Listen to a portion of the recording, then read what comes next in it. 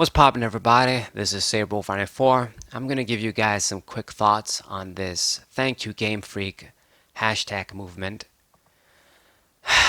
Where to begin? Okay, so this whole thing, from what I understand, because I'm not gonna spend hours doing research, but from what I understand, it was mysticumberon that started this. He's a famous Pokemon YouTuber. I watch some of his videos sometimes. He's good. Some stuff I agree, some stuff I don't agree. And he started it sort of to soften up, I guess, what's going on with all the negativity with Pokemon Sword and Shield, and to show his gratitude for Game Freak and Pokemon in general. And I'm going to get to that later because I feel the same way, but let's not get into that yet. But yeah, Pokemon Sword and Shield, a lot of negativity because of everything they've done with the national decks. I guess people, I come to find out, people are surprised that there are only 400 Pokemon.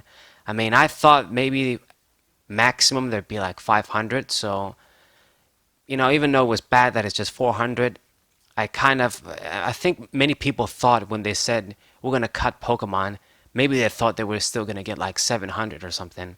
And no, if it was only gonna cut a few Pokemon, they wouldn't make a big deal about it. This wouldn't be a big deal. So I guess now people realize, oh shit, they're gonna cut a lot more than I thought. But anyways, but yeah, it's been really negative. I think Pokemon Company canceled one of their showcasing events. I forgot the place for operational reasons. I read a news post about this, but they had something where they're going to promote the game or something and maybe have demos or whatever, but they canceled that. But it's been really negative, and rightfully so. I feel the same way. This was basically the straw that broke the camel's neck, you could say. Pokemon games have not been up to par. They've been slowly getting worse, maybe getting better in some ways, but getting worse too. Like one step forward, two steps back, and that was the bubble had burst with the pokedex thing, and maybe the graphics aspect of the games too. But regarding this thank you Game Freak movement, people expressing sort of their support for Game Freak, how much Pokemon means to them, you know, how their whole life was built around Pokemon, and maybe some of them they say I have a fantastic job that I love thanks to Pokemon, and Pokemon helped them through their bad times and all that stuff. And I'm in that camp too, in a way. I basically, if we translate our lives into hours or days or years or whatever, half of that, like half the hours I've been alive, I've probably played Pokemon. The Pokemon video games, main series ones, you could say the same. I could put in the Mystery Dungeon games over there too. And that's not even going for the TCG side of things, but Pokemon has been pretty much half my life. And no matter what, I'm always going to have that respect and that love for Junichi Masuda, the director, of course, for my favorite games, Ruby, Sapphire, and Emerald, Diamond and Pearl and Platinum, the close seconds. And even though he wasn't a director for Gold and Silver and Crystal, of course, he was a part in that. Those games, you want to talk about nostalgia, those are some of the best games too. So I'm always going to have love for him. He's always going to be one of my best dudes in my life. Real ass motherfucker that made some of my favorite games, some of the best games, period, in my opinion, that had such an impact on me. And, I'm sort of getting hyped if I'm going to be able to make it to the World Championship in London, meet him face to face, get an autograph, tell him thank you right in his face about these games, and meet Puka too and all that stuff. But, that's awesome. That's great. I love the guy. But at the same time, even though I feel that way, and this movement does have some good, letting Game Freak know that, we appreciate you. At the same time, I don't like a lot of these messages that basically say, no matter what you do, Game Freak, I got your back. No matter what, I love you, and I'm going to accept everything. And, that's sort of, it doesn't matter what happens, I'm down for you. And this is sort of, it's basically fanboyism, and it's basically, I'm going to take anything, and I don't care. And I don't like this. This is bad. Because this isn't just about Pokemon video games, letting the company know what you accept and what you won't accept. This is about life in general. Whether in business, whether you have a boyfriend, girlfriend, it doesn't matter. When you have this sort of attitude that you're down with anything, you accept everything, you're going to comply with anything, nothing changes. Like this attitude is exactly why, Pokemon games, they won't change. I mean, at this point, I'm pretty sure the Pokemon company, they take the old guys like me for a ride, and they say, okay, we're gonna focus on getting the new kids for these games, and if the older demographic tags along, whatever, that's extra money for us. But they're focusing on bringing new people, new kids in, and screw the old guys that want games like Diamond and Pearl, like Ruby and Sapphire, like Gold and Silver. Yeah, we don't care about those guys. That's them moving forward. And the only way you're gonna make a little bit of a difference, at least, is if your money talks. If you actually say, you know what, Pokemon has been a great ride. I appreciate what Game Freak has done. I appreciate the old games, some of them being my favorites. Maybe I'll keep playing those from time to time. I'm always going to have them. I'm always going to enjoy them. But if this is how the franchise is going to move forward, then I guess I'm out. It's been a good run, and that's it. And this is a mentality you need to have in life in general, in my opinion. If you want any words of wisdom, I guess. I don't want to make this more about Pokemon, but I'm being real because if, like I've said, it's probably going to happen no matter what anyway. These games will sell a lot. Most people are going to buy them anyway that are complaining. Kids are going to buy these anyway, probably, you know. So they're more than likely there won't be a difference anyway.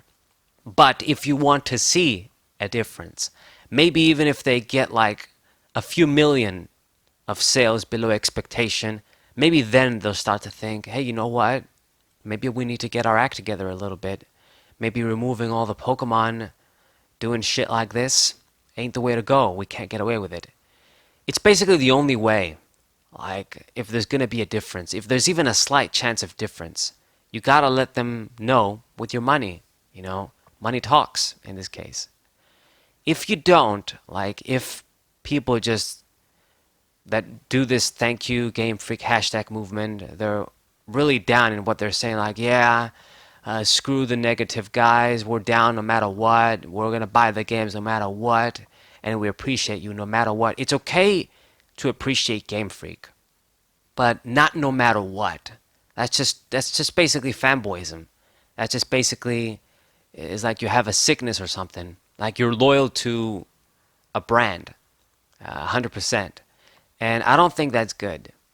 Because, like I've said, at the end of the day, what you guys need to remember, what makes Pokemon special, it's not the logo, it's not the brand, it's not even, maybe that's too much to say, but yeah, it's the developers that made these games, but, they were special because of what they brought to us at the time when they were released and what they meant to us, back then. Okay? And I'm sure there's people that are going to get Sword and Shield, enjoy them. That's great. Young kids probably don't even understand. These are going to be, their sort of their time where these are going to be their favorite games or their nostalgic games in the future. Whatever. You guys know what I mean. But don't get into that illusion of what really makes Pokemon great. Like, just because they were great before, it doesn't mean that they're going to be great forever. Or they are even super great right now. I mean, I've said this many times before. I don't want people to misquote me. Even if you get, like, the shittiest Pokemon game, in whatever guy's opinion, it's still miles ahead of other video games, other non-Pokemon video games when it comes to gameplay, features and stuff. Even graphics, you could say. They're still good games. It's just that when you compare them with some of the game's finest, like, let's say, Crystal, Heart Gold, Soul Silver, Emerald, Platinum, maybe some people are going to say Black and White too. They're not 100% up to par. The 3DS games, it's just they're, like I've said, one step forward, two steps back, and that's bad in my opinion. For me, as technology gets better, as consoles have more memory and you have more opportunity and more flexibility to do better stuff, they should be getting better and better. They shouldn't be getting worse. I mean, you look at games like Mario Odyssey, Zelda Breath of the Wild, even though that game does have some technical issues when it comes to the weapons breaking too quickly and stuff, stuff like that. Nobody can say, this game is a million ways worse than some older games created. They basically move forward. And that's how it needs to be. Just get better and better, not get worse and worse. But those are my thoughts, guys. Basically, I guess the summary, quick thing is that yeah, thank you, GameFreak hashtag. It's great. I feel the same way. I'm grateful for GameFreak for what they've done in the past. They're always gonna have a place in my heart. Junichi Masuda and the director of Emerald and Platinum, 100%. But it doesn't mean that I'm gonna blindly buy the new games, even if I think they're not good, or even if they're missing features that I want. Like Pokemon Sword and Shield, they don't even have most of my favorite Pokemon in. Like Salamence, they don't have Metagross, Swampert, a lot of all of the starters pretty much. Okay, so I guess I'm spoiling stuff now, but how can I get a Pokemon game that doesn't even have most of my favorites in?